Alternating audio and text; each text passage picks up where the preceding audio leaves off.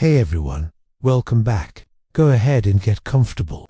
Maybe dim those lights, settle into your pillows, and let us drift back a couple thousand years to talk about something historians always lead with in their textbooks. Ancient Romans were absolutely out of their minds on drugs, like constantly.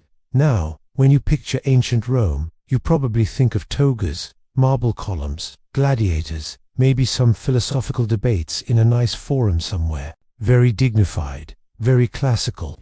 But what the history books often gloss over is that Romans were ingesting, inhaling, and rubbing into their skin just an alarming variety of psychoactive substances, and not always on purpose, which somehow makes it better. Let's start with opium, because of course we're starting with opium. The Romans loved opium, adored it. They called it papaver somniferum, which sounds very official and botanical, but it really just means sleep-bringing poppy. They used it for everything. Headache, opium. Toothache, opium. Crying baby, a little opium in the milk. Restless slave labor. Well, you can see where this is going. Pliny the Elder, who was essentially Rome's overconfident encyclopedia, wrote about opium extensively. He recommended it for roughly 40 different ailments, including, and I'm not making this up, to prevent people from feeling sad at parties, which is just a choice. Imagine going to a dinner party and your host is like, have some opium. You look tense. Very different vibe from bringing wine. The interesting thing about Roman opium use is that they didn't really understand addiction the way we do now. They noticed that people who took opium regularly seemed to need it, and got cranky without it. But they categorized this as a personality flaw rather than a chemical dependency. Classic Rome. Oh, Marcus can't function without his morning opium. Weak constitution, should have been Spartan, but opium was just the beginning. Let's talk about lead. Sweet, sweet lead. Now, lead isn't exactly a drug in the fun sense, but Romans were consuming so much of it, and it was affecting their brains so dramatically that we need to discuss it. They used lead everywhere. Lead pipes for water, lead pots for cooking, lead acetate as a sweetener, yes, a sweetener which they called sugar of lead. They would boil grape juice in lead pots to make a syrup called sapa or defrutum, and this stuff was in everything. Wine, food, medicine. The wealthier you were, the more lead you consumed, because you could afford the fancy cookware and the imported wines. Some historians genuinely believe that lead poisoning contributed to the fall of the Roman Empire, which is darkly funny. Imagine your civilization collapsing because you couldn't stop putting heavy metal in your Chardonnay. The symptoms of chronic lead poisoning include confusion, irritability, memory loss, infertility, and general mental decline, which, when you look at the later Roman emperors, I'm not saying it's all lead poisoning, but it's not lead poisoning. Emperor Caligula, for instance, famously tried to make his horse a consul. Could have been the megalomania, could have been the lead, could have been both, working in a beautiful toxic harmony. But let's get back to the intentional drug use, because there's so much more. Henbane, lovely plant, absolutely will mess you up. The Romans used henbane for pain relief, but also because Romans loved a multi-purpose solution as a poison and occasionally as a party drug. It contains tropane alkaloids, which cause hallucinations, euphoria, and the strong belief that you can fly. Several ancient sources mention people taking henbane and then attempting to leave buildings via the window. Did not go well. Pliny the Elder, our friend with opinions about everything, warned that henbane causes madness and delirium, and should be avoided except in the smallest doses, or when you want to really commit to a vision quest. I'm paraphrasing, but barely. Then there's mandrake, which has a whole mythology around it. Romans believed that mandrake roots screamed when you pulled them from the ground, and that hearing the scream would kill you. So the recommended harvesting method was to tie a dog to the plant, and then call the dog. The dog pulls up the plant, hears the scream, dies, and you get your mandrake. Very efficient. Very Roman. The dog economy must have been struggling. Mandrake was used as an anesthetic, a sedative, and an aphrodisiac, which is a wide range of applications. Take this, it'll either put you to sleep, numb your pain, or make you horny. Surprise! It contains similar compounds to henbanases, tropane alkaloids. Again, so it also caused hallucinations and delirium. Basically, if a Roman physician handed you a root and said chew this, you were in for an experience. Wine. Let's talk about wine. Roman wine was not like modern wine. For one thing, they almost never drank it straight. They cut it with water, which sounds reasonable until you learn that they also added honey, herbs, seawater, chalk, resin, and occasionally lead. We're back to the lead. They couldn't quit the lead, but they also added other fun ingredients. Wormwood, for instance. Yes, the same wormwood that's in absinthe. Romans made a wine called absinthium that was essentially protabsinthe, used as a medicinal tonic. It was supposed to aid digestion, but mostly it just got you weird drunk.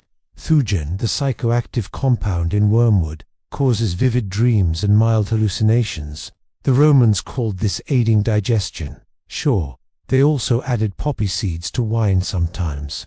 Not opium, just the seeds, but still, a little extra something to take the edge off. Very chill. Very in managing the stress of maintaining a massive empire by staying lightly sedated at all times. Let's drift over to cannabis, because yes, the Romans knew about cannabis. They didn't smoke it the way we think of smoking it today, but they definitely used it.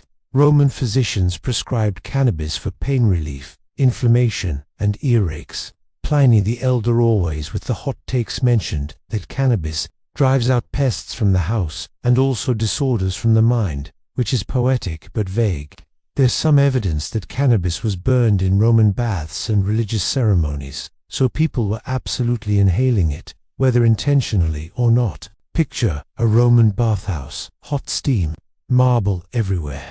Someone in the corner burning cannabis for medicinal purposes. Everyone's having a great, hazy time. The Romans also knew about a plant called silphium, which has since gone extinct, but which was apparently so valuable that they put it on coins. It was used as a contraceptive, a seasoning, and according to some sources an aphrodisiac. Romans loved it so much, they harvested it to extinction, which is very on brand. This plant is incredible and irreplaceable. Let's use all of it immediately. Some historians think silphia might have contained psychoactive compounds, but since it's extinct, we'll never know. Romans took the secret to their grave, along with the plant. Now let's talk about the really weird stuff. Romans practiced something called fumigation, where they would burn various substances and inhale the smoke for medical or spiritual purposes. They burned myrrh, frankincense, and styrax, which all have mild psychoactive properties. Myrrh contains compounds that can induce a trance-like state. Frankincense affects the brain's limbic system and can reduce anxiety. So basically, Roman religious ceremonies were a whole mood. But they also burned henbane, datura, and other nightshades during certain rituals, that's a different kind of ceremony. Datura is incredibly powerful. It causes intense hallucinations, total loss of reality, and amnesia. People on datura have been known to have full conversations with people who aren't there, fight invisible enemies, and wake up with no memory of any of it. There are records of Roman priests using datura to induce prophetic visions, which makes sense if you squint. If you're hallucinating hard enough, you might see the future, or you might see a talking horse. Either way, you're telling someone about it afterward. Romans also had access to a plant called artemisia, or mugwort, which was used to flavor beer before hops became standard. Mugwort contains thujanisame as wormwood and causes vivid, lucid dreams. Romans would drink mugwort tea or beer before bed, specifically to have intense dreams, which they believed were messages from the gods. Imagine that. Your religion actively encourages you to get mildly high before bed, so you can have prophetic dreams. That's just built-in spiritual drug use. Very efficient. And then, because Romans could never leave well enough alone, there's something called theriac. Theriac was a cural medicine invented by the Greeks and enthusiastically adopted by Romans. It contained somewhere between 40 and 70 ingredients, depending on who was making it, including opium, cannabis, myrrh, frankincense, viper, fleshius, viper flesh, and a bunch of other stuff. It was supposed to cure poisoning, which is ironic because it was definitely poisoning you, just slowly. Emperors took theriac daily as a preventative measure. The logic was, if I'm constantly microdosing poison, I'll build up immunity. Did it work? Debatable. Did it keep them in a perpetual state of mild opiate euphoria?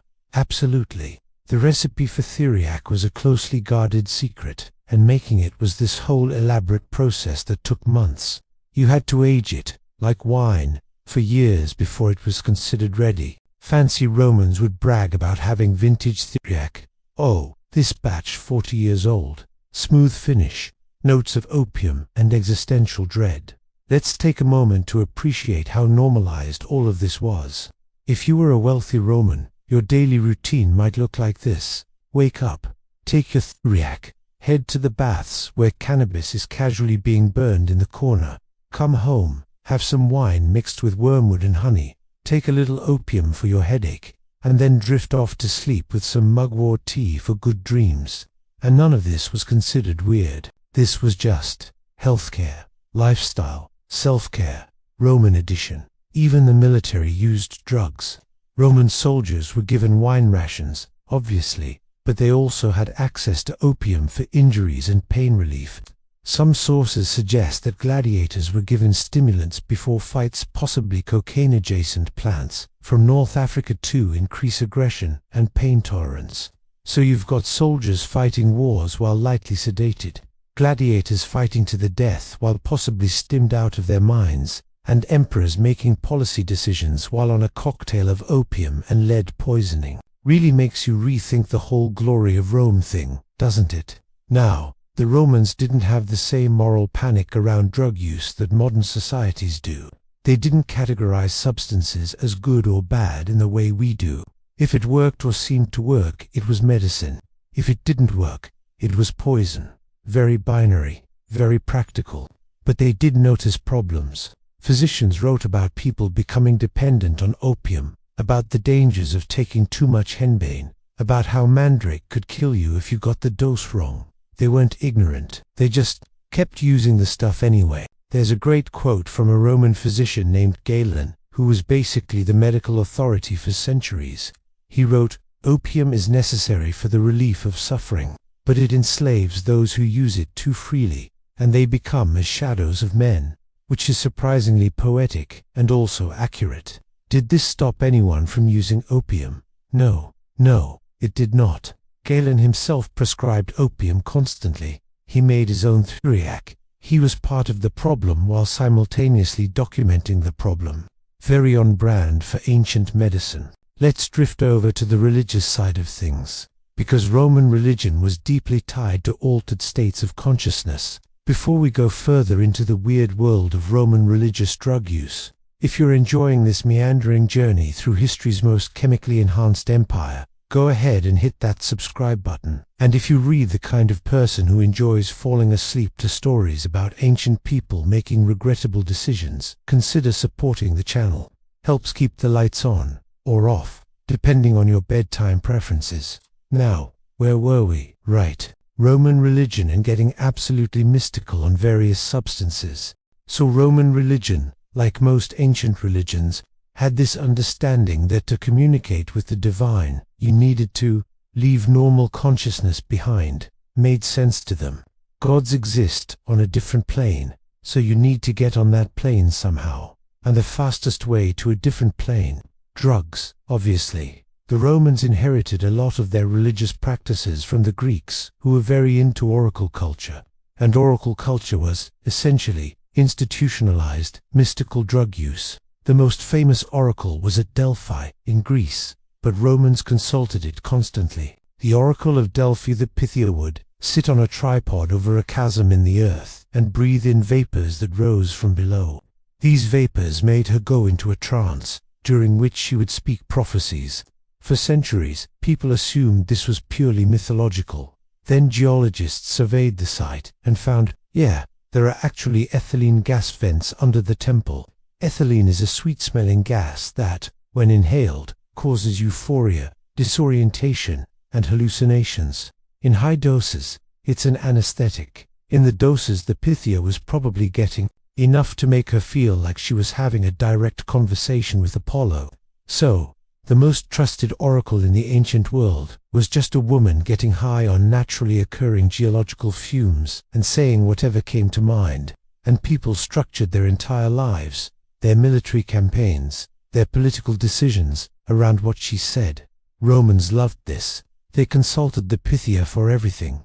Should I invade Gaul? Yeah, Apollo says go for it. Great, thanks. But Rome also had its own religious traditions involving altered states. The cult of Bacchus or Dionysus. If your Greek was essentially a religious justification for getting completely obliterated, Bacchus was the god of wine, fertility, and religious ecstasy, and his followers, the Bacchantes, would hold these wild ceremonies in the woods where they'd drink, dance, take various drugs, and reportedly tear animals apart with their bare hands while in a trance state. The Roman Senate actually tried to ban Bacchic rites in 186 BCE because they were getting too intense. There were reports of people dying during the ceremonies, either from overindulgence or from whatever was happening in those woods. The Senate called it a conspiracy against the state, which is a very Roman way of saying this is too weird even for us. But banning it didn't really work. People just practiced in secret. The appeal of religiously sanctioned drug use was too strong. There were also the Sibylline books, which were prophecies supposedly written by the Sibyl of Cumian, another oracle, another woman in an altered state. These books were kept in the temple of Jupiter and consulted during crises. The prophecies were famously cryptic, which makes sense if they were written by someone in a drug-induced trance. Roman priests called augurs would interpret the will of the gods by watching birds, examining animal entrails, and possibly taking substances to enhance their intuition. There's some historical debate about this, but several sources mention augurs fasting and taking sacred herbs before performing divinations. Sacred herbs is ancient code for definitely drugs. Then there's the cult of Cybele, the great mother goddess. Her priests, the Galli, were eunuchs. They castrated themselves in religious ecstasy during a ceremony called the Day of Blood, which is exactly as intense as it sounds. And how did they achieve this level of ecstasy? Probably a combination of fasting, sleep deprivation, drumming, dancing, and yes, psychoactive substances. Historians have suggested that the Galli used henbane, datura, or mandrake to reach a state where self-castration seemed like a good and holy idea, which honestly, you'd have to be on something pretty serious. The Romans found the Galli both fascinating and disturbing. They were allowed to practice, but they were also socially marginalized. Romans had this weird relationship with ecstatic religion. They wanted the mystical experiences, the connection to the divine, but they also wanted to maintain control and dignity. Can't have both, really. You're either fully in control, or you're dancing in the woods with a thyrsus staff. And Rome tried very hard to do both simultaneously. Let's talk about Roman bathing culture for a second, because it ties into all of this. Roman baths were social centers. You'd go to bathe, yes, but also to exercise, gossip, conduct business, and just hang out. And the baths often had attached rooms for massage, which involved oils and unguents that frequently contained psychoactive ingredients. Romans used oils infused with opium, cannabis, mandrake, and henbane for therapeutic massage. These weren't mild. You'd absorb the compounds through your skin, and between the heat of the bath, the steam, and the oils soaking into your body, you'd leave feeling relaxed, possibly too relaxed, possibly unable to remember your own name for a while. Some bath complexes also had rooms where they burned incense, frankincense, styrax, which filled the air with mildly psychoactive smoke. So you'd be in this hot, steamy environment, breathing in drugged smoke, getting rubbed down with opium oil, and just vibing. No wonder the baths were so popular. They were basically ancient Roman spandrugdins. Wealthy Romans would also have private baths at home, and they'd customize the experience. Want a romantic evening? Burn some myrrh, add rose petals, use the special oil blend with mandrake. Want to contemplate philosophy? Different oil, different incense, same general state of mild intoxication. It's also worth mentioning that Roman physicians believed in something called miasma theory, the idea that diseases were caused by bad air. So to prevent illness, they'd burn strong-smelling substances to purify the air, which meant they were constantly burning herbs and resins, many of which were psychoactive. Imagine living in a city where every public building, every temple, every wealthy home is just constantly burning incense that makes you a little high. The ambient drug concentration in ancient Rome must have been significant. Now let's talk about the military again, because we touched on it, but there's more. Roman soldiers were incredibly disciplined, famously so, but they were also self-medicating constantly. Long marches, brutal battles, occupying hostile territories, it was stressful, and their solution was wine, lots of wine, and whatever else they could get their hands on. Officers would sometimes distribute opium before major battles to keep wounded soldiers from screaming and demoralizing the troops. Efficient, but grim. There are accounts of soldiers becoming dependent on opium after long campaigns, which makes sense. You get injured, you're given opium for the pain. The pain becomes chronic. Now you need opium to function. And Roman military camps in distant provinces, Britannia, Germania, North Africa, these soldiers had access to local plants and substances that weren't available in Rome. So you'd have legionaries experimenting with local drugs, bringing them back to camp, trading them.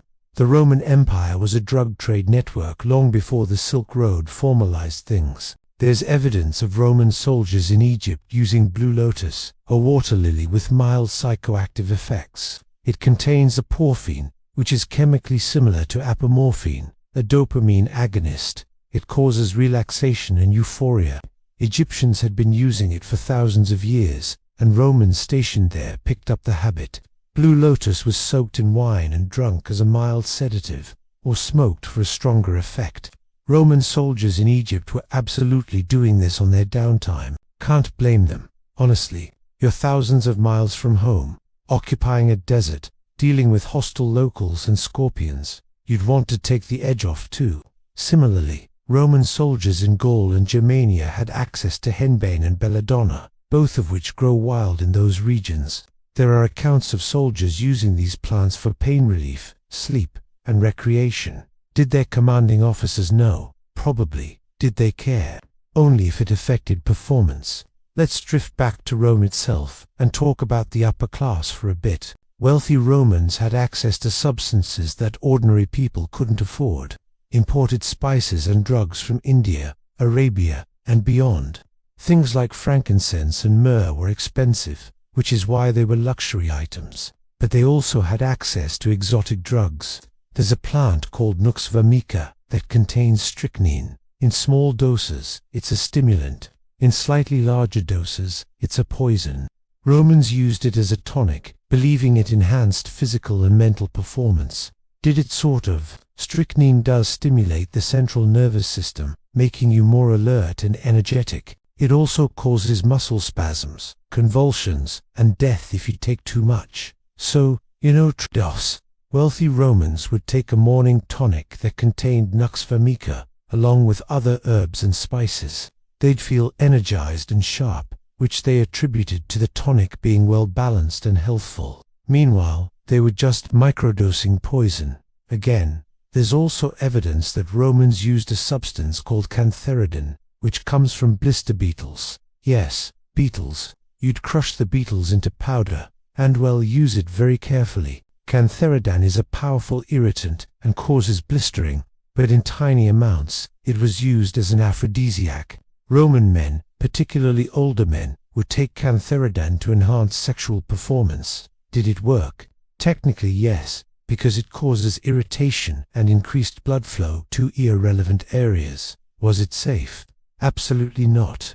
Overdoses caused kidney failure, internal bleeding, and death. But hey, priorities. Wealthy Roman women also had access to substances that enhanced beauty or altered mood. Belladonna, deadly nightshade, was used cosmetically to dilate pupils, which was considered attractive. The name literally means beautiful woman in Italian. Women would put drops of belladonna extract in their eyes before social events. Side effects included blurred vision, dizziness, hallucinations, and sensitivity to light. But your pupils looked great, so worth it, apparently. Women also used white lead as makeup, yes, lead, again to create a pale complexion. This caused lead poisoning over time, which is why so many aristocratic Roman women had mysterious chronic illnesses. They were slowly poisoning themselves for beauty standards. A tale as old as time. Let's talk about Roman dinner parties, because those were their own kind of chaos. A proper Roman dinner party, a convivium, could last for hours. Multiple courses, endless wine, entertainment, and absolutely an opportunity to show off your exotic substances. Hosts would offer guests different types of wine, mixed with different ingredients. Spiced wine, honeyed wine, wine with wormwood, wine with rose petals. Each had a different effect. Some were stimulating, some were relaxing, some were mildly hallucinogenic. There is an account from Petronius S. Satiricon of a dinner party where the host serves wine mixed with so many spices and herbs that guests start hallucinating. The narrator describes seeing things that aren't there, time moving strangely, and eventually passing out. This was considered not great hosting, but not unheard of either. Between courses, guests might be offered small doses of opium or mandrake to aid digestion or enhance pleasure. Brothels adjacent to dining rooms, enslaved people as entertainment. Exotic animals for display. Roman dinner parties were an overwhelming sensory experience, enhanced by whatever substances the host decided to include. And all of this was completely normalized. You'd go to a dinner party expecting to get at least a little intoxicated on something other than wine. That was part of the appeal. Poets and writers were absolutely part of this culture.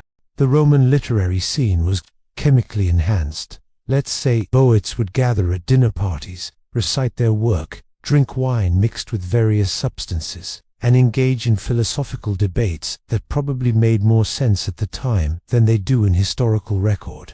Ovid, famous for Metamorphoses, wrote extensively about love, transformation, and altered states of consciousness. Some scholars believe his vivid, dreamlike descriptions were influenced by opium or mandrake. He described experiences of time slowing down, bodies changing shape, reality becoming fluidal, of which sound a lot like psychedelic experiences. Did Ovid use drugs recreationally? We don't know for sure, but he lived in a culture where drug use was common, and his writing absolutely reads like he had some personal familiarity with altered states. Then there's Lucretius, who wrote De Rerum Natura, a philosophical poem about the nature of reality. He was an Epicurean, and Epicureanism was all about pursuing pleasure and avoiding pain, interpreted by some Romans as take drugs and be chill. Later sources claim that Lucretius went mad and killed himself, possibly due to a love potion gone wrong. A love potion in Roman terms usually meant something with mandrake, datura, or henbane. So he might have accidentally overdosed on hallucinogens and lost his grip on reality. Or he might have just had depression, and later Roman Christians invented the love potion story to make Epicureanism look bad. Either way, the fact that died from a love potion was a believable explanation tells you something about Roman culture. Horace, another famous poet, wrote about wine constantly. His whole vibe was drink wine, enjoy life, don't worry too much. He specifically mentioned wines mixed with herbs and spices, and recommended certain blends for creativity and inspiration. There's a whole tradition of Roman poets associating wine with poetic inspiration, which makes sense.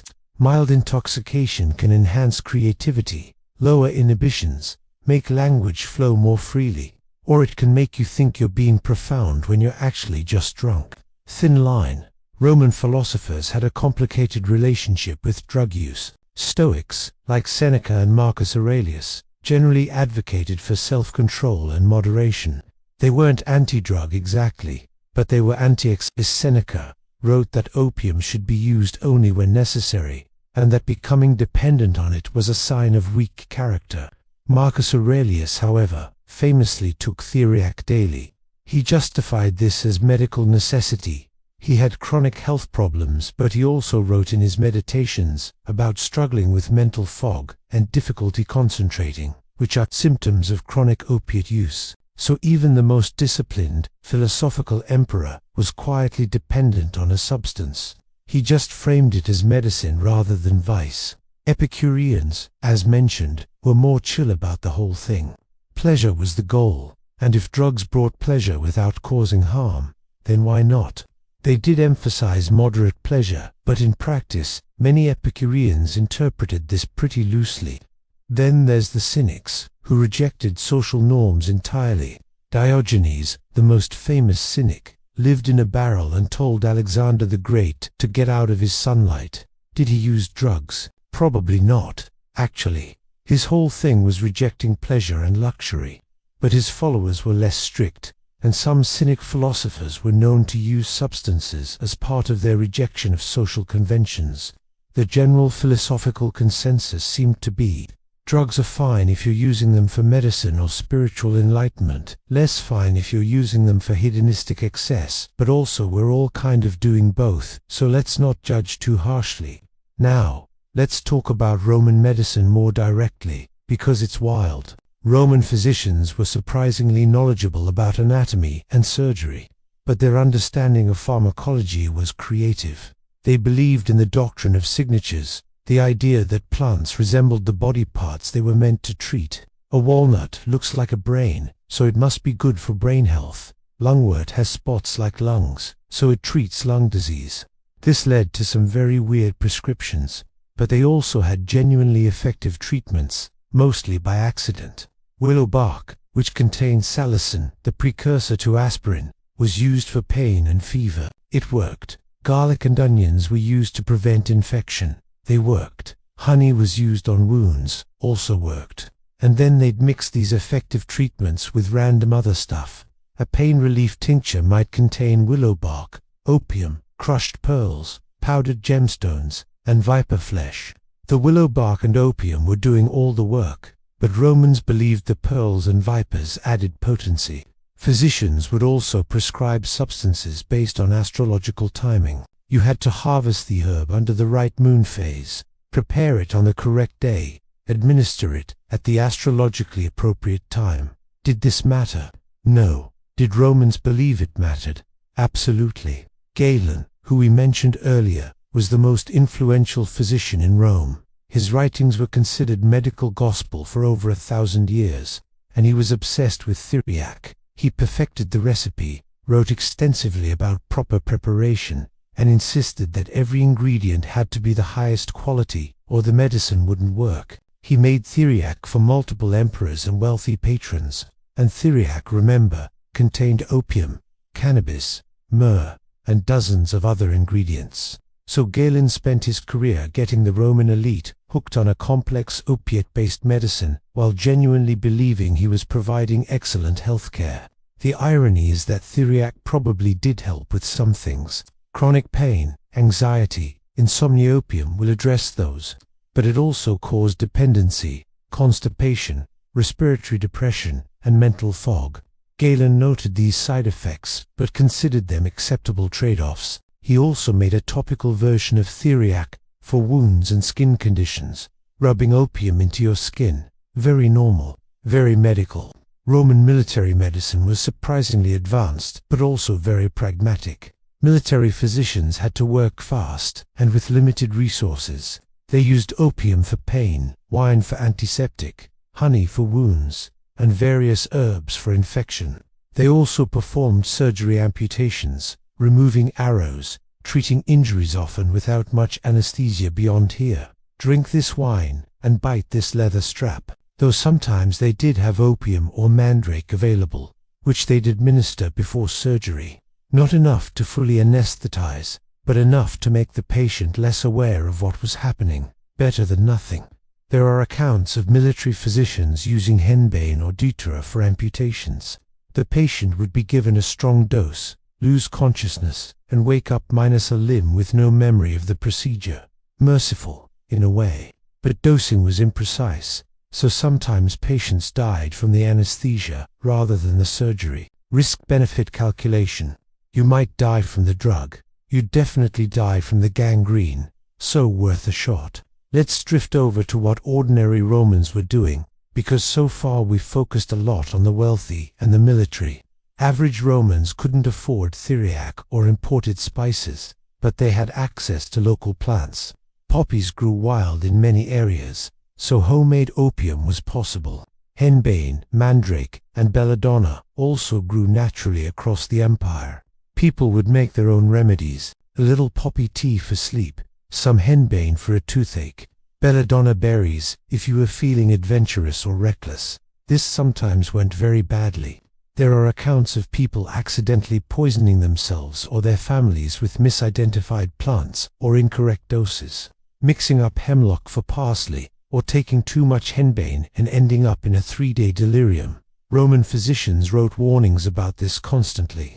Don't harvest your own mandrake, don't make your own medicines, come to a professional. But professionals were expensive, so people kept doing it anyway. There was also a thriving black market for drugs and poisons. If you wanted to poison a political rival, or your spouse, or your business partner, you could find someone to sell you the right substance: arsenic, hemlock, aconite, or a slow-acting poison that mimicked natural illness. The Romans were paranoid about poisoning. Wealthy people employed food tasters. Emperors took theriac partly because they believed it prevented poisoning.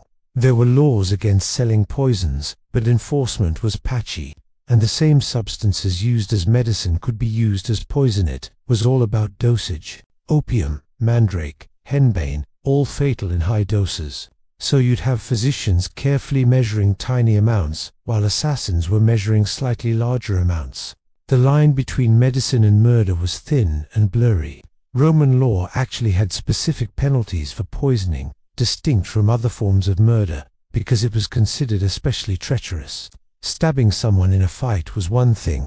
Slowly poisoning their wine over weeks, worse, legally and socially. But people kept doing it anyway, because it was effective and hard to prove. Let's talk about Roman childhood for a moment, because yes, children were also being given drugs. Roman pediatric medicine was concerning. Crying baby, give it opium. Teething pain, opium. Fever, opium. Colic, you guessed it. Physicians genuinely believed that small doses of opium were safe and beneficial for children. They wrote about proper pediatric dosing, which is horrifying in retrospect, but was considered responsible medicine at the time. Wet nurses would sometimes chew opium and then breastfeed, passing the drug through their milk. Or they'd dip a cloth in opium tincture and let the baby suck on it. Very normal. Very, this baby won't stop crying, and I have 19 other children to care for. Did this cause problems? Absolutely. Infant mortality was already high in Rome, and adding opium definitely didn't help. But cause of death was rarely recorded as opium poisoning. It would be listed as failure to thrive, or just illness. Older children with chronic pain or illness would be given opium regularly, sometimes for years. This created dependent children, which physicians noted but didn't really have a solution for. The child needs the medicine to function was the reasoning. They were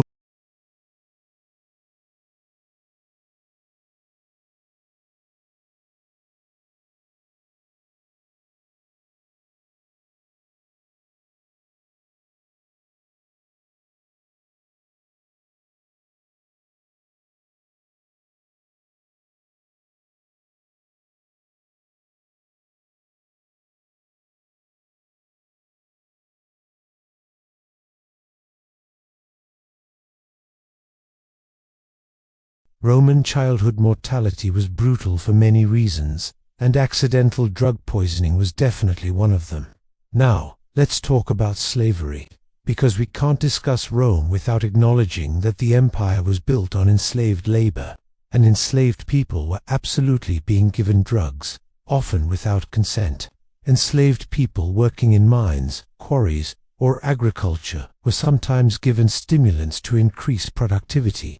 Wine rations were common, but also substances to keep people working longer and harder. There are accounts of enslaved people in mines being given a mixture that sounds like it contained ephedra or another stimulant. They'd work longer shifts, need less sleep, feel less hunger, and then they'd collapse from exhaustion or malnutrition and be replaced. Enslaved people in households might have access to their owner's medicine. which they'd use for themselves or trade.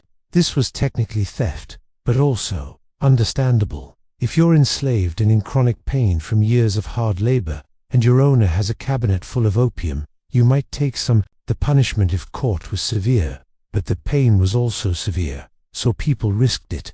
There are also darker accounts of enslaved people being given drugs to make them more compliant, or to exploit them sexually. Mandrake and other substances were used to incapacitate people. This is one of the uglier aspects of Roman drug culture, and it's important to acknowledge. Romans didn't see enslaved people as fully human, so drugging them without consent wasn't considered unethical in the same way. It was just expedient. Some enslaved people became skilled in making medicines and poisons, which gave them a form of power. A skilled poisoner could threaten their owner or gain favor by treating illness. There are accounts of enslaved physicians and herbalists who earned their freedom through their skills. But for everyone who gained freedom, there were countless others who were just used. Let's shift gears and talk about Roman death customs, because even death involved drugs. Romans cremated their dead, usually with elaborate ceremonies. The body would be prepared with oils and unguents, many of which contained myrrh, frankincense, and other aromatics. These substances were burned with the body. For wealthy Romans, the cremation would include expensive incense and spices, pounds and pounds of it. The smoke from these pyres was thick and sweet, and mildly psychoactive. Mourners standing nearby would breathe it in, which might have contributed to the intense emotional experiences people reported during funerals.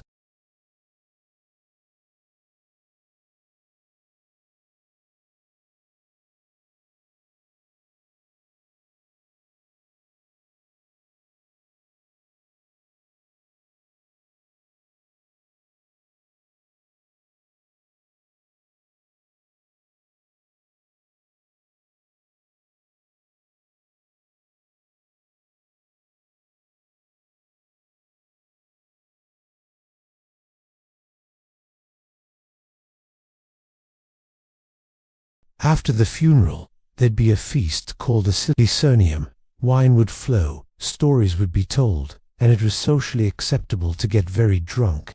Grief and intoxication went together in Roman culture. Romans also believed in making offerings to the dead. Food, wine, and sometimes drugs were left at tombs. The logic was that the spirit of the deceased might benefit from these offerings. Or maybe the living just needed an excuse to sit at grandma's tomb and share a drink. Ancestor worship was important in Roman religion, and it often involved altered states.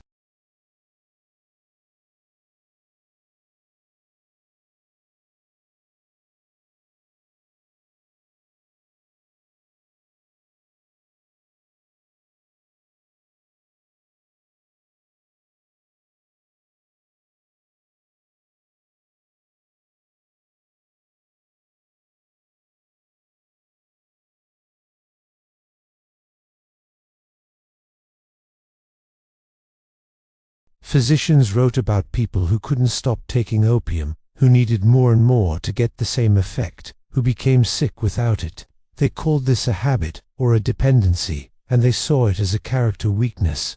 The solution was supposed to be willpower. Just stop taking it. Endure the discomfort. Be stronger. This didn't work, obviously, because withdrawal from opiates is brutal. Sweating, shaking, pain, nausea, insomnia, anxiety, it's not something you can just push through with discipline. So people would try to quit, fail, and then feel ashamed.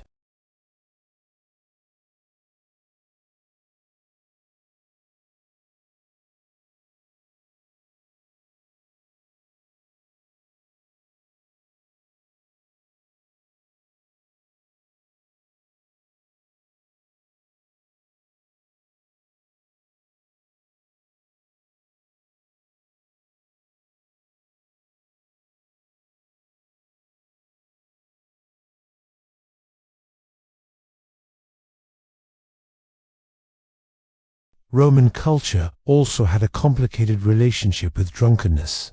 Being drunk on wine was socially acceptable, even expected in certain contexts. But being too drunk, losing control, making a fool of yourself, that was shameful. There was a concept called sobrietas, which meant moderation and self-control.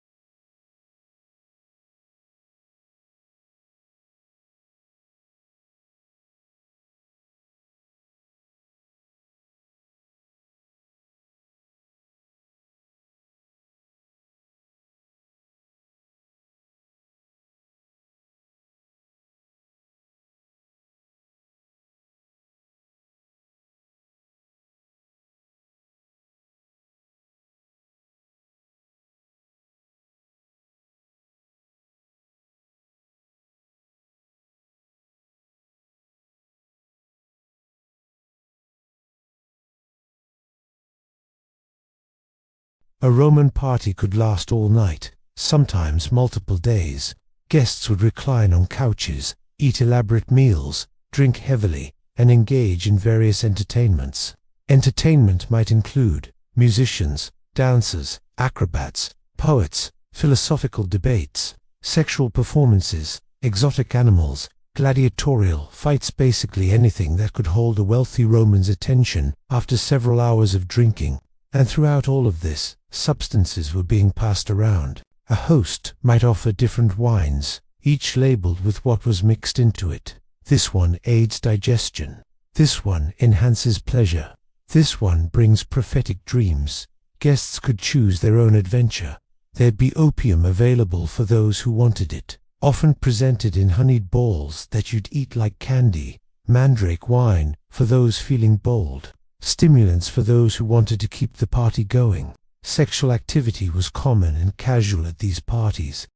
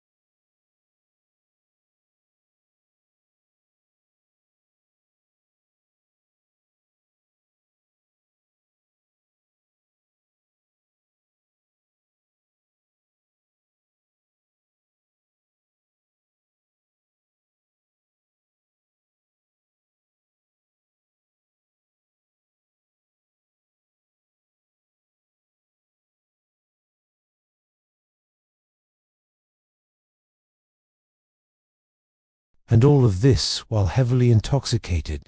Imagine lying under 6 feet of rose petals, drunk on spiced wine, with opium dissolving on your tongue while the room spins. That's a Roman party. Did people die at these parties? Sometimes, yes. Overdoses, accidents, alcohol poisoning. It was considered tragic but not exactly shocking. Seneca wrote disapprovingly about party culture, describing guests who'd vomit so they could eat more, who'd drink until they passed out, who'd engage in behavior they'd never consider while sober. But he also attended these parties because, networking. The cognitive dissonance was real. Everyone agreed excess was bad, and then everyone participated in excess anyway. Let's talk about Roman theater and games, because they were also venues for drug use. Theatrical performances often involved masks, elaborate costumes, music, and dance. Some performances were based on myths involving transformation and altered states. Bacchic revels, Orphic mysteries, stories of gods and mortals changing shape. Were the performers using substances to enhance their performances? Possibly.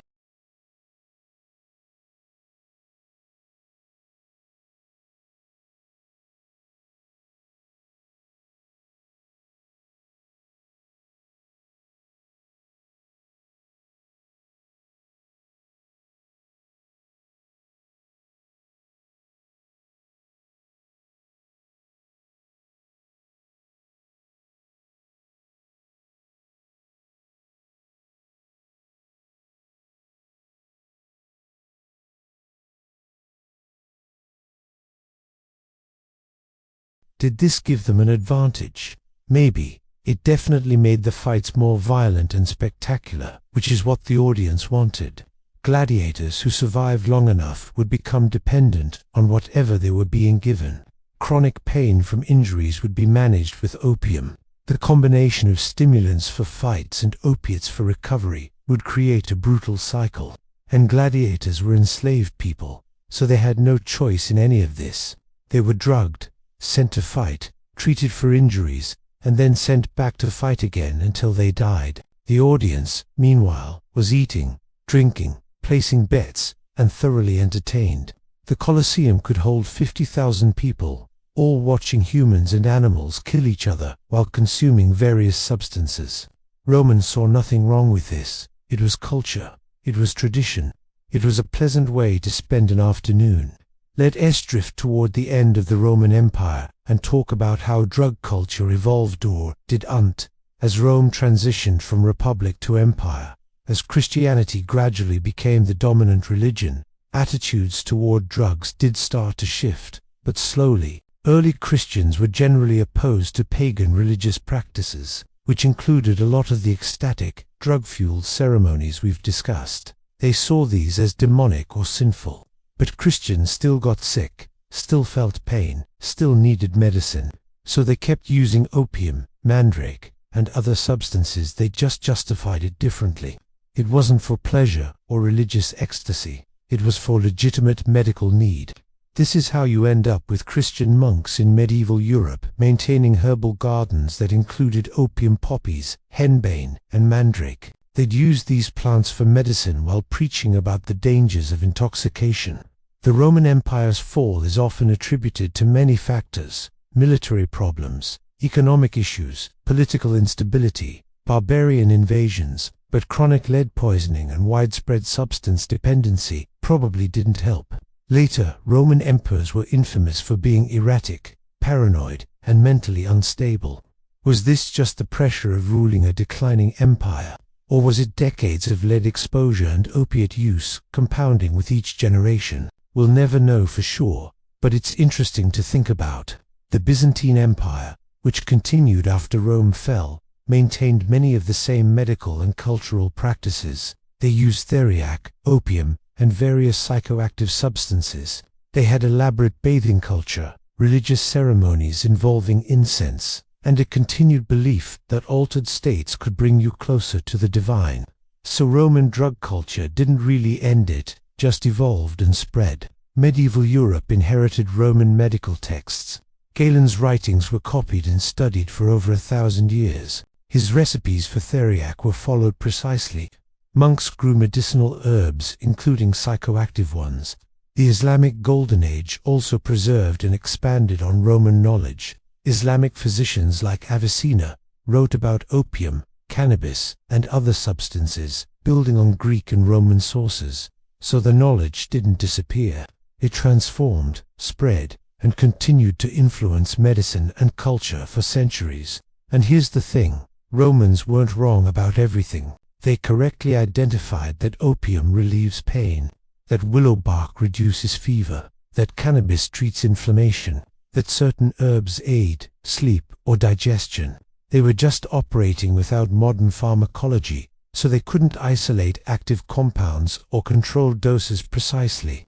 They were throwing everything at the wall to see what stuck, and some of it actually did stick. Modern medicine is built on this foundation of trial and error, including Roman trial and error. We've refined it, made it safer, developed synthetic versions of natural compounds, but the basics: using plant-derived substances to alter body chemistry, that's ancient Roman medicine. So when you take aspirin, you're following in the tradition of Romans chewing willow bark. When you're prescribed opiates after surgery, you're part of a lineage that goes back to Roman physicians treating gladiator wounds with opium. The methods have changed. The substances have been synthesized and standardized, but the principle remains the same.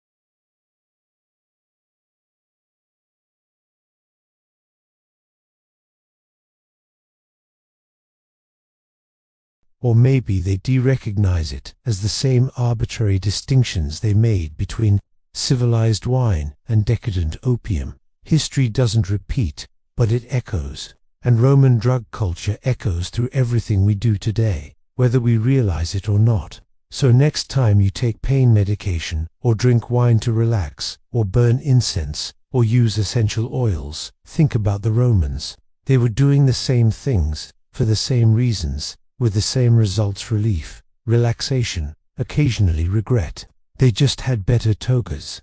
And that's where we'll drift off for tonight. Ancient Rome, the empire that ran on wine, lead, and questionable medical decisions.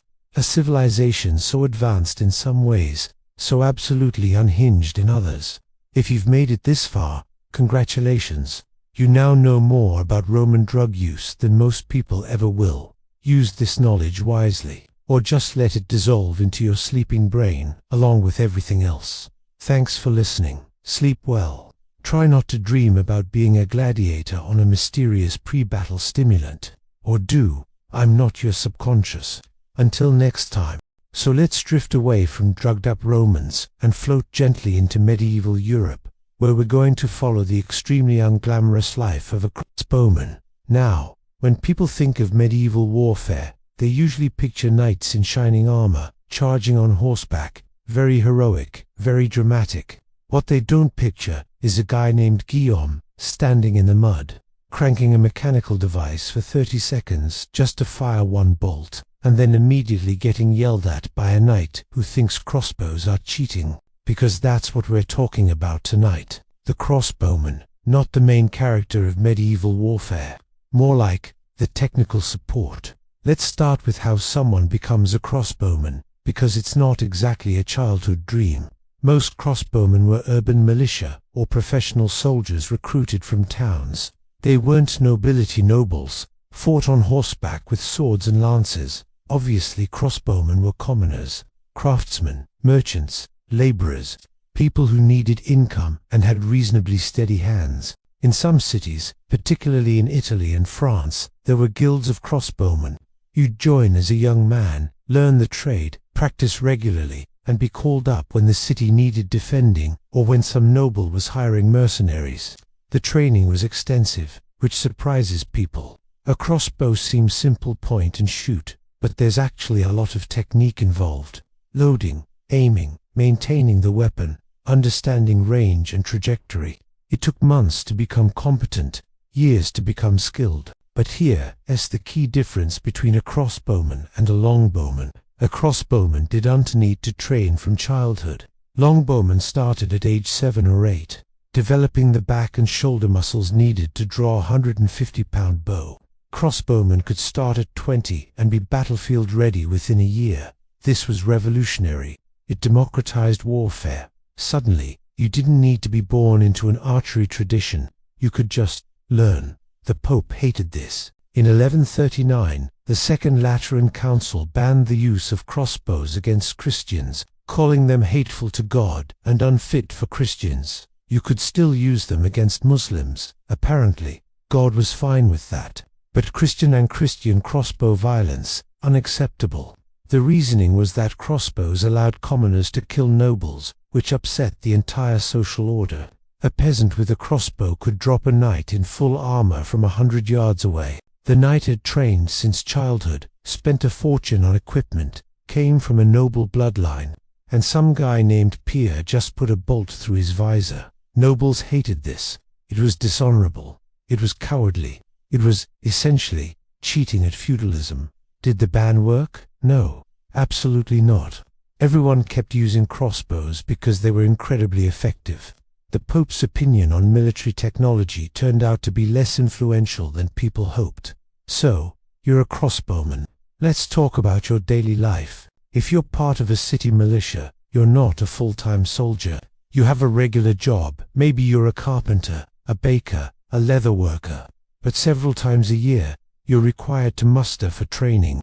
You'll gather with other militia members in a field outside the city walls, and you'll practice. Practice means loading and shooting, over and over, getting faster at cranking your crossbow, improving your aim, learning to judge distance and wind. It's repetitive and boring, but it's also kind of meditative. Stand in a line, crank, aim, shoot. Retrieve your bolt if you can find it. Repeat. Bolts were expensive, so you were expected to recover them. If you lost too many, you'd have to pay for replacements.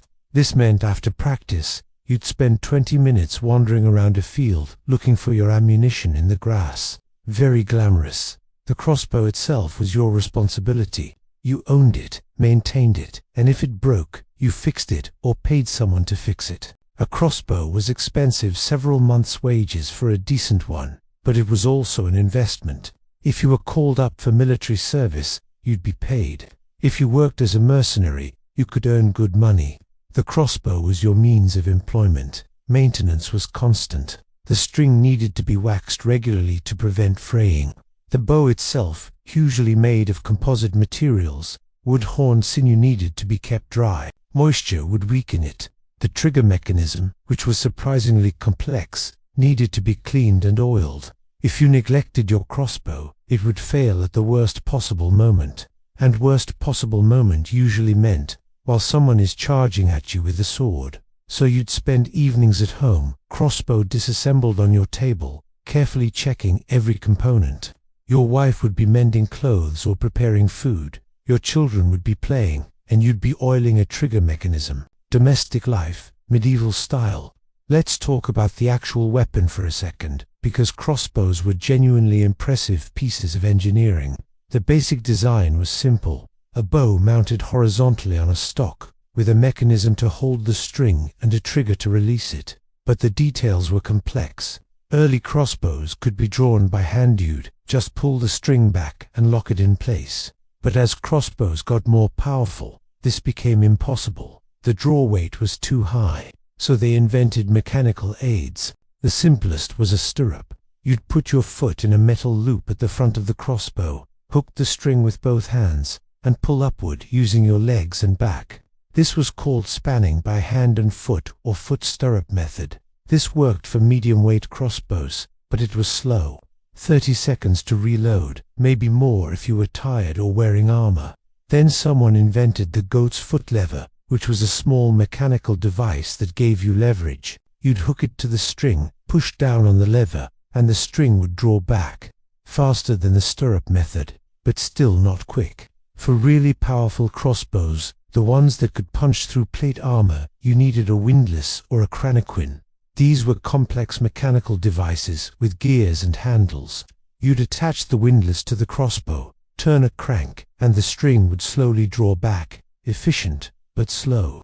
A windlass crossbow might take 45 seconds to reload. In a battle, that's an eternity. So crossbowmen developed tactics to compensate. You didn't fight alone. You fought in groups, staggered firing so that while you were reloading, someone else was shooting. Imagine a line of 20 crossbowmen. 5 shoot, then step back to reload. 5 more shoot, step back. 5 more, 5 more.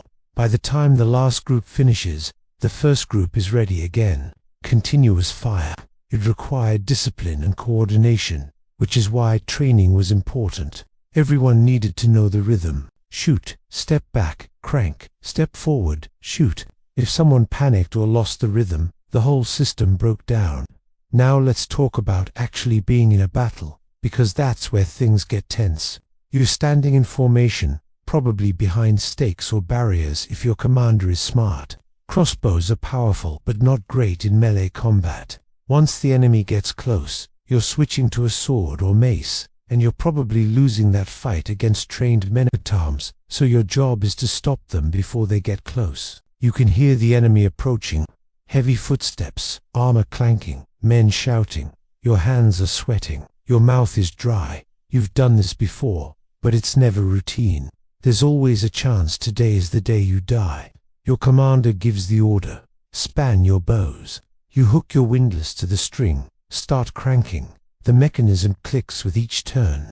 It's loud. Around you, 20 other windlasses are clicking in rhythm. It sounds like a field of mechanical insects. String locked. You load a bolt. It's heavy, iron-tipped, designed to punch through mail. You've sharpened it yourself, because dull bolts are useless. At the ready. You raise the crossbow to your shoulder. The stock is smooth against your cheek. You've fired this weapon hundreds of times. You know its quirks. It pulls slightly left, so you aim slightly right. Loose. You squeeze the trigger. The bolt launches with a thunk and a whistle. You don't watch where it goes. You're already lowering the crossbow, hooking the windlass, cranking again. Around you, men are grunting with effort. Someone's windlass jams. You hear him curse. Frantic, trying to fix it. No time for that. Keep cranking. The enemy is closer now. You can see individual faces. Men screaming, charging, waving weapons. Load, aim, shoot, crank. Your arms are burning. The windlass is stiff. You're breathing hard. Adrenaline making everything sharp and bright. Load, aim, shoot, crank. Someone in your line goes down, hit by an arrow. You don't look, can't look. Keep shooting, and then niff. You're lucky. If you've done your job well, if your bolts have been accurate, the enemy charge breaks. They're taking casualties, losing momentum, pulling back. Or if you're unlucky, they reach your position. And suddenly you're dropping your crossbow and grabbing your sword, and everything becomes chaotic and terrible. Crossbowmen in melee combat don't last long. You're not armored like knights. You don't have the training. Your job was to kill at range, and if they got close, you failed. So you fight desperately, hoping your infantry support arrives, hoping you can retreat, hoping you don't die in the mud. If you survive, afterward, you'll sit on the ground, shaking, while your body processes what just happened. You'll check yourself for injuries. Adrenaline masks pain, so you might be wounded without knowing it. You'll look for your crossbow. If it's undamaged, you'll pick it up, check the mechanism, clean off the mud. If it's broken, you'll figure that out later. Right now, you're just trying to breathe. Your commander will do a head count. Someone will be missing. Someone is always missing. Tonight, you'll drink. Everyone will drink. It's the only way to dull the memory of what you saw, what you did, what almost happened to you. Tomorrow, you'll wake up sore, bruised, possibly wounded, and you'll do it again, because this is your job now. This is what you signed up for, or were conscripted into, or ended up doing because the pay was better than working in a tannery. Let's talk about siege warfare, because that's where crossbowmen really shined. In an open field battle, longbowmen were arguably superior fire rate of fire, longer range. But in a siege, crossbows were perfect. Defending a castle wall, you need accuracy more than speed. You're shooting through narrow crenellations at specific targets.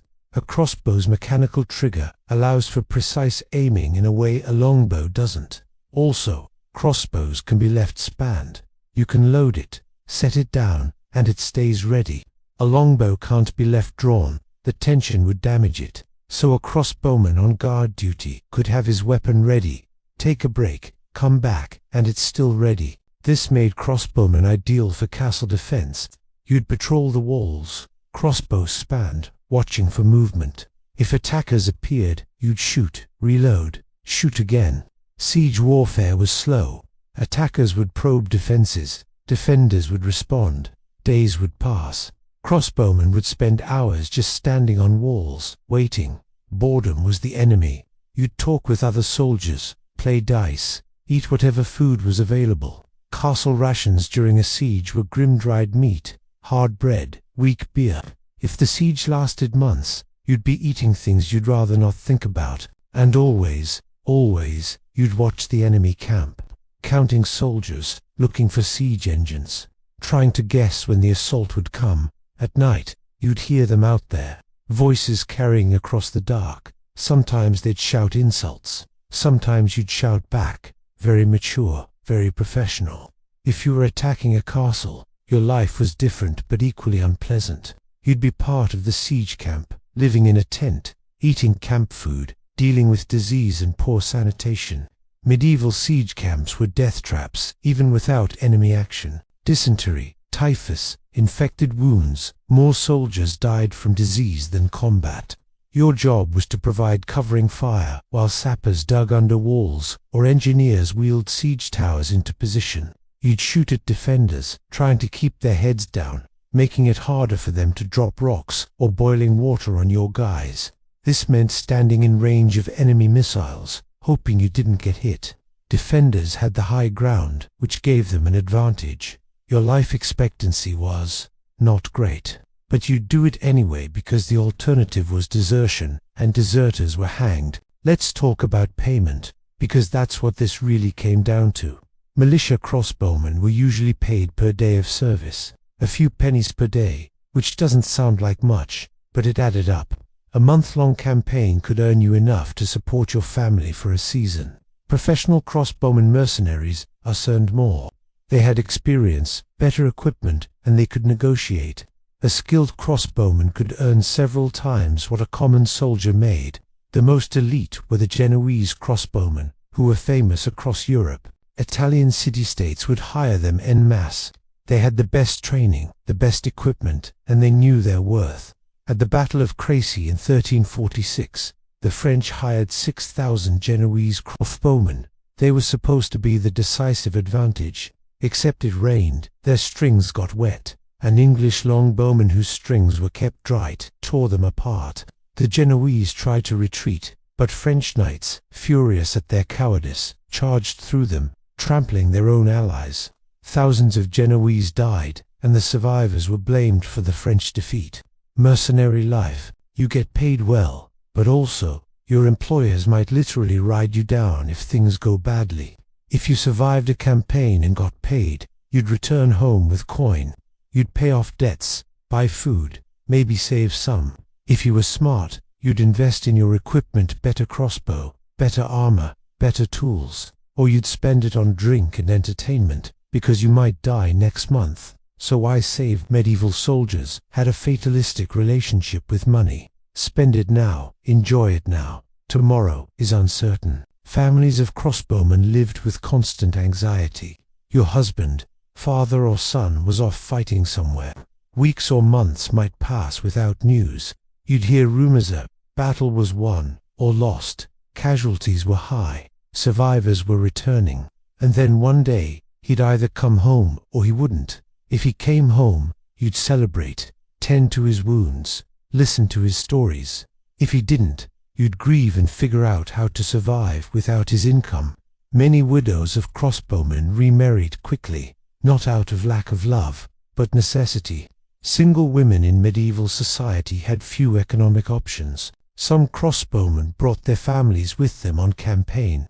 Camp followers' wives, children, cooks, laundresses traveled with armies. They'd set up behind the lines, providing services, keeping some semblance of domestic life. It was dangerous.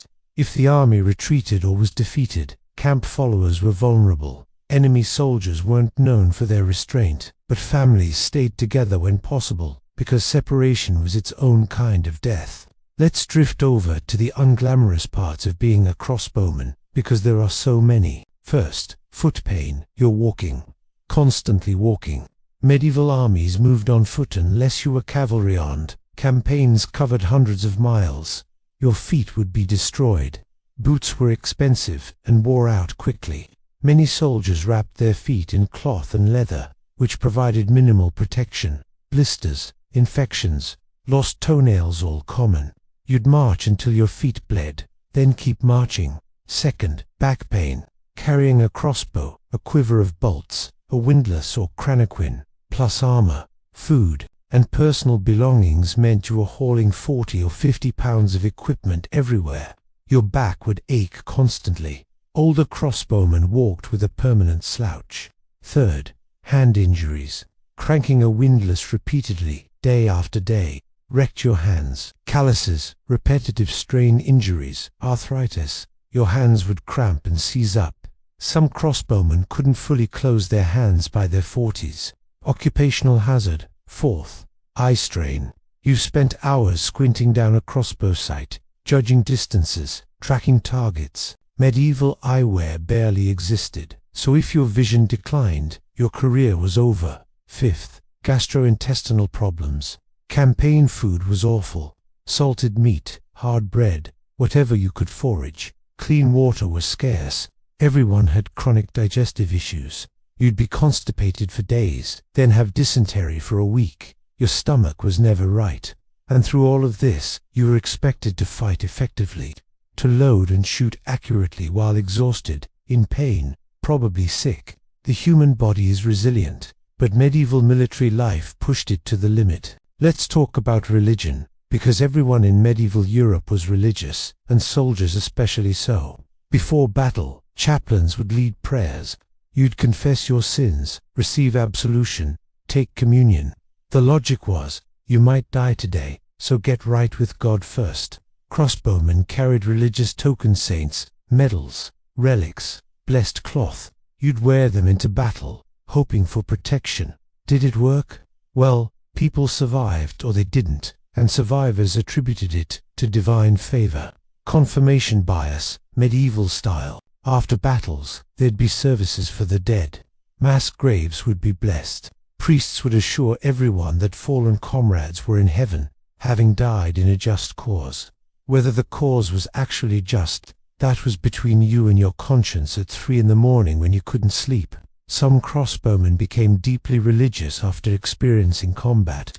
They'd seen death up close, dealt it out themselves, and needed to make sense of it. Church provided answers, or at least comfort. Others became cynical. They'd seen too much suffering, too much randomness. Good men died while bastards survived.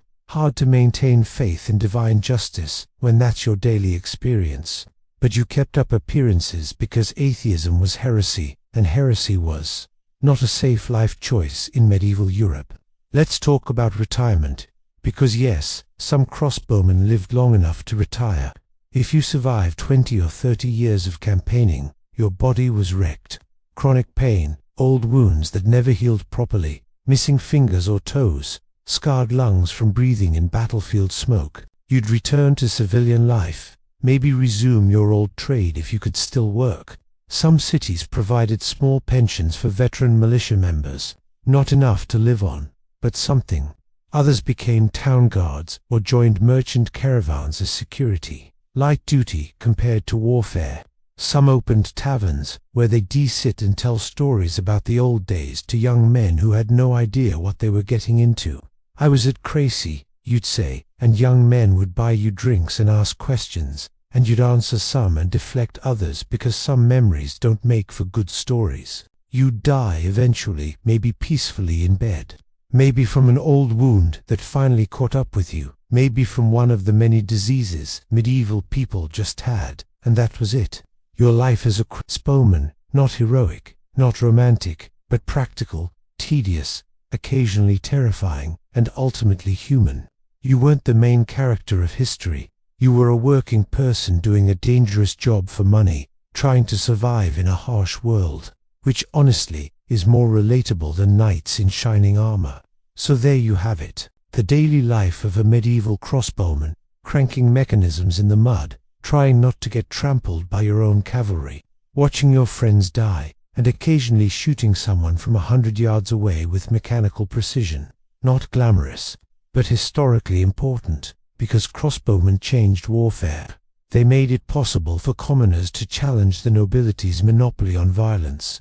They democratized death, which sounds dark, but was actually a step towards social change. And they did it all while dealing with foot pain and digestive issues. True heroes, really. If you're still awake, I'm impressed. But also, go to sleep. That's literally the point of this. Sweet dreams. Try not to dream about cranking windlasses, or do. Your subconscious makes its own choices. Until next time. So let's drift gently back in time again, away from medieval crossbowmen and their chronic back pain, and settle into ancient Greece, specifically into a temple built on the side of Mount Parnassus, where a woman sits on a bronze tripod, breathing in vapors rising from a crack in the earth, and speaks prophecies that will determine the fate of empires. This is the Oracle of Delphi, the Pythia, and she was, without exaggeration, one of the most powerful people in the ancient world. Not because she commanded armies, not because she had wealth or noble birth, but because kings, generals, philosophers, and ordinary people believed she could speak directly with the god Apollo. And in a world where divine approval meant everything, that made her word absolutely crucial. Let's start with the setting, because Delphi itself was perfectly designed to inspire awe and a little bit of fear. The temple sat on the slopes of Mount Parnassus, about 2,000 feet above the Gulf of Corinth. Getting there required a long climb up a winding mountain path. By the time you arrived, you were already exhausted, humbled by the landscape, removed from ordinary life. The temple complex was beautiful marble columns, elaborate carvings, treasuries filled with offerings from various city-states, but it was also isolated, remote. You were in Apollo's domain now, far from the mundane world. Inside the temple, in the innermost chamber called the Adyton, the Pythia would sit. The room was small, dark, lit only by oil lamps. The air smelled of burning laurel leaves and barley, and from somewhere below, there was a crack in the earth, a chasm from which vapors rose, very atmospheric, very you're about to hear from a god. Now, for centuries, historians assumed the chasm and the vapors were purely mythological, a poetic way of describing religious fervor or psychological suggestion. Then, in the 1990s, geologists surveyed the site. Turns out, Delphi sits on a major fault line, and this fault line, due to specific geological conditions, releases hydrocarbon gases, primarily ethylene, with traces of methane and ethane. Ethylene is a sweet-smelling gas that, when inhaled, produces euphoria, disorientation, dissociative states, and mild hallucinations. In higher concentrations, it's a powerful anesthetic. In the concentrations likely present in that small, enclosed room, enough to alter consciousness significantly. So the Oracle wasn't just theatrically inspired, she was genuinely, chemically altered, which explains a lot about how the whole system worked. Let's talk about who the Pythia actually was, because it's not what you might expect. She wasn't born special. She wasn't from a noble family or a priestly lineage. The Pythia was chosen from among the local women of Delphi, usually someone past childbearing age, so 40s or older. The reasoning was that she needed to be pure and uncorrupted. A younger woman might be too sexually tempting, which would be a distraction. An older woman was seen as safe, maternal, beyond earthly concerns, very practical, in a deeply patriarchal kind of way. Once chosen, the Pythia would live at the temple. She'd undergo purification rituals, bathing in the Castalian spring, fasting, abstaining from certain foods. She was, essentially, preparing her body and mind to be a vessel for divine communication. On consultation, days which were only once a month, on the seventh day, Apollo's sacred day, she'd undergo further purification, more bathing, more fasting. She'd drink water from the sacred spring, chew laurel leaves, Apollo's sacred plant, and then enter the Laurel leaves, by the way, contain small amounts of cyanogenic glycoside, which can cause mild euphoria and altered perception when chewed. So even before entering the room, she was slightly intoxicated. Then she'd sit on the tripod, positioned directly over the chasm where the gases were strongest, and wait. The combination of fasting, ritual, expectation, laurel leaves, and ethylene gas would push her into a trance state, and in that state, she'd speak. What came out wasn't always coherent. Ancient sources describe her speech as frenzied, garbled, ecstatic. She'd shout, moan, speak in strange cadences. The priests attending her would interpret what she said, translating her utterances into the formal prophecies that would be delivered to the petitioner, which means the oracle's power was actually shared between the Pythia and the priests. She provided the raw, divine content, the inspired madness. They shaped it into something usable. This system had a built-in advantage: ambiguity. If a prophecy turned out to be wrong, it wasn't Apollo's fault. The Pythia had been unclear, or the priests had misinterpreted, or most commonly the petitioner had misunderstood. The most famous example of this is King Croesus of Lydia. Croesus wanted to expand his kingdom by attacking Persia. First, he consulted the oracle. He asked, "If I cross the Halys River and attack Cyrus, what will happen?" The oracle replied, "If you cross the Halys, you will destroy a great empire." Croesus took this as encouragement. Great, I'll destroy the Persian Empire. So he attacked, and he was absolutely crushed. Persia defeated Lydia. Croesus lost everything, and his kingdom ceased to exist. The oracle had been right. Croesus did destroy a great empire, his own. This is the genius of the Delphic oracle. The prophecy was technically accurate while being completely misleading. You couldn't argue with it afterward. And this kind of thing happened constantly. The oracle's prophecies were famously cryptic, open to interpretation, hedged with ambiguity. Why? Well, partly because the Pythia was in an altered state and not always coherent, but also because the priests were smart. They knew that clear, specific predictions could be proven wrong. Vague ones couldn't. Let's talk about the political power this gave Delphi. City-states across Greece, Athens, Sparta, Corinth, Thebes all consulted the oracle before major decisions. Going to war, ask the oracle. Founding a colony, ask the oracle. Changing laws, oracle. This meant the priests of Delphi had their fingers in every major political decision in the Greek world. And they weren't neutral. They took sides, formed alliances, accepted bribes.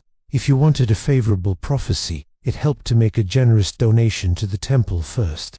City-states would send massive offerings, gold tripods, statues, even entire buildings to curry favor with Apollo, which really meant currying favor with the priests. There's a famous story about the Alcmenids, a powerful Athenian family in exile. They bribed the Pythia to repeatedly tell Sparta that they should restore democracy in Athens. Every time Spartan envoys consulted the oracle about anything, the answer would somehow include, and also, you should invade Athens and restore the Alcmenids. Eventually, Sparta got annoyed and did it, even though they didn't really want to. The bribe worked. The oracle's word was powerful enough to override Sparta's own strategic interests. This is what we're talking about when we say the Pythia was powerful. She, or really, the institution of Delphi, could manipulate the most powerful states in Greece through carefully worded prophecies.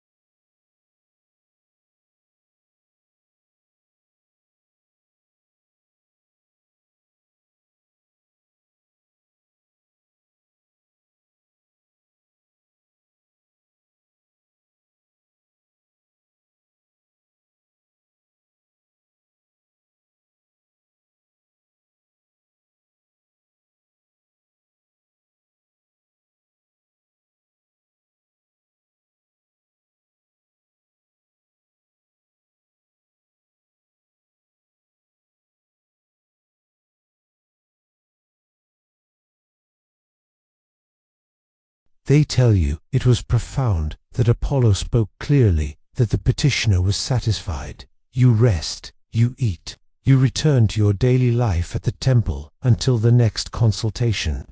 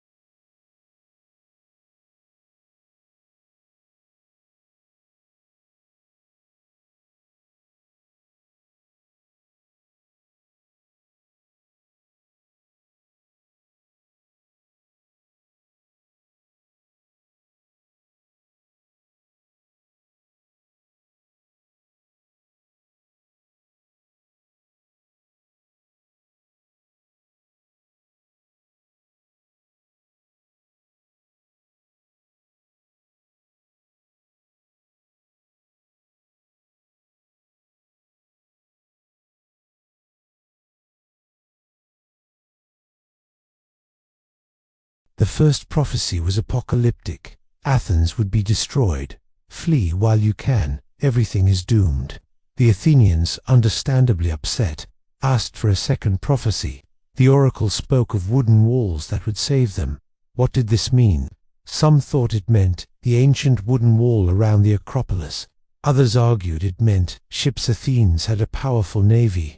Themistocles, an Athenian general, interpreted it as ships. He convinced Athens to evacuate the city and fight the Persians at sea. At Salamis, Athens won. The fleet, the wooden walls saved them. Was this accurate prophecy or shrewd interpretation? Both, probably. The oracle had given Athens just enough information to make a decision without being so specific that she'd be blamed if it went wrong. Another famous prophecy concerned Socrates. A friend of Socrates went to Delphi and asked, "Is anyone wiser than Socrates?" The oracle answered, "No one." Socrates was baffled by this. He didn't consider himself wise. He was famous for saying, "I know that I know nothing." So he spent years interrogating people who claimed to be wise, trying to find someone wiser than himself. He never did.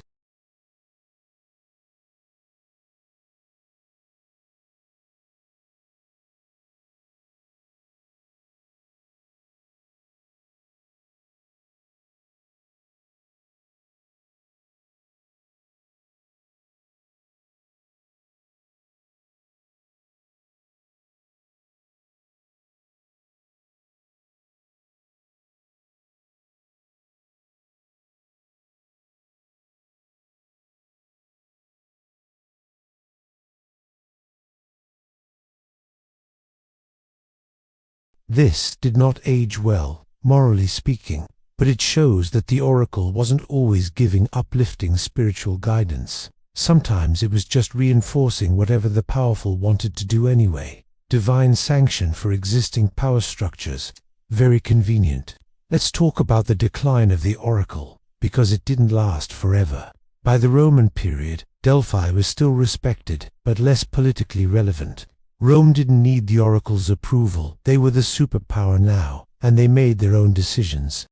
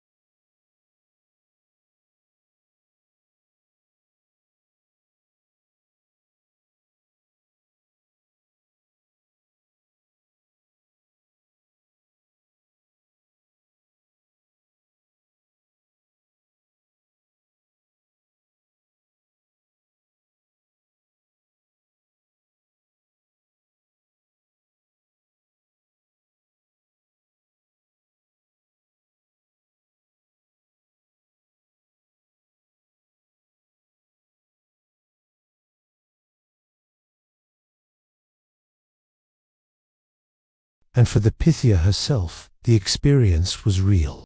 The trance states, the sense of being possessed by something greater, the words flowing through her that was genuinely happening to her, regardless of the political machinations around it. She believed that belief, that conviction, came through in her delivery, and that's what made her convincing. Let's drift into the day-to-day life at Delphi, when there weren't consultations happening, because the temple was a complex operation. There were multiple priests, called prophetai, who managed the oracle and interpreted prophecies. There were temple attendants, maintenance workers, guards. There were the hosioi officials who handled the administrative and financial aspects. Delphi was wealthy, incredibly wealthy. Every major city-state had a treasury building there, filled with offerings. The temple itself held vast amounts of gold, silver, art. This wealth had to be managed, protected, displayed appropriately. It was a full-time job for dozens of people. The priests lived well. They had power, influence, and access to resources.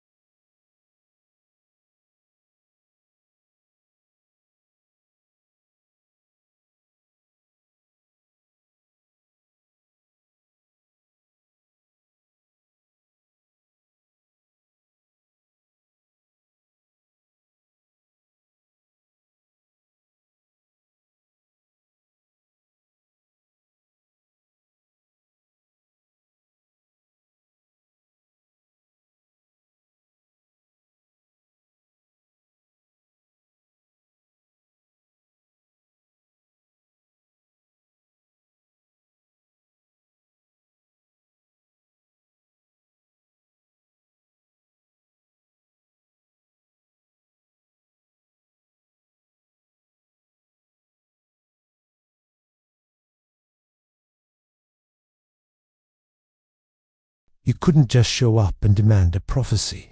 There was a process. First, you had to pay. Consultation fees varied depending on who you were. City-states paid more than individuals. Wealthy people paid more than poor people. But everyone paid something. Then you had to wait for the right day. Consultations only happened once a month, and the temple was closed during winter months when Apollo was supposedly absent. So you might travel for weeks to reach Delphi, only to find you have to wait another month for a consultation.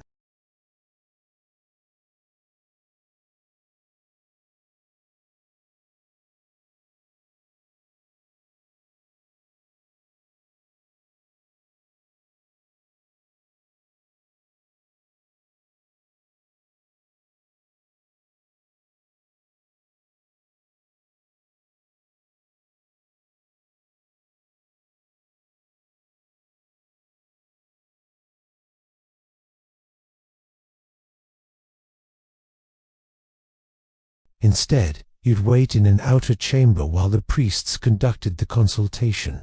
You'd hear sounds from the inner chamber, the Pythia's voice, strange and altered, the priests chanting, the smell of smoke and incense, and then the priests would emerge with your answer. Sometimes it was clear, more often it was cryptic. Either way, you accepted it as Apollo's word. You'd make a final offering, thank the priests, and leave.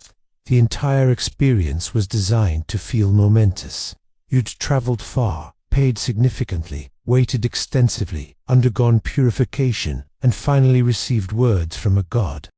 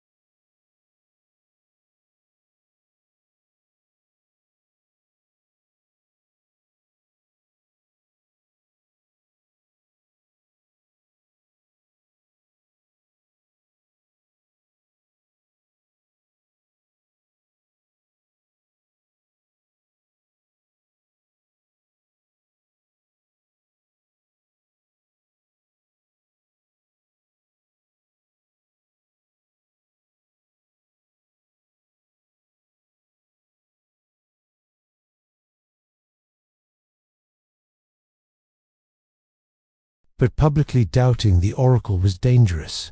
You'd be accused of impiety, which could get you exiled or executed.